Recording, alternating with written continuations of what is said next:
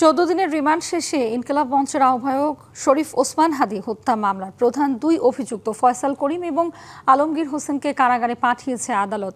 সেই সাথে সেখানে জিজ্ঞাসাবাদের নির্দেশ দেওয়া হয়েছে। সকালে পশ্চিমবঙ্গের উত্তর 24 পরগনা জেলার বিধাননগর মহকুমা আদালতে তোলা হয় দুই অভিযুক্তকে। এর আগে শারীরিক পরীক্ষার জন্য নিয়ে যাওয়া হয় হাসপাতালে। এসটিএফ সূত্র বলছে, ফয়সাল করিম মাসুদ এবং আলমগীর হোসেন দুজনই হাদীকে হত্যার বিষয়টি স্বীকার করেছে। তারা মেঘালয় সীমান্ত দিয়ে ভারতে প্রবেশ করে এবং গত কয়েক মাস ধরে বিভিন্ন এলাকায় অবস্থান করছিল। গত 8ই মার্চ বাংলাদেশ সীমান্ত লাগোয়া পশ্চিমবঙ্গের উত্তর 24 পরগনা জেলার বনগাঁও এলাকা থেকে তাদের গ্রেপ্তার করে পশ্চিমবঙ্গ পুলিশের বিশেষ টাস্ক ফোর্স। 2025 সালের 12ই ডিসেম্বর রাজধানীর পল্টন এলাকায় হাদী দুর্বৃত্তদের গুলিতে গুরুতর আহত হন। 18 ডিসেম্বর সিঙ্গাপুরে চিকিৎসাধীন অবস্থায় মারা যান তিনি। নগদ নিয়ে এলো হার না মানা হার অফার।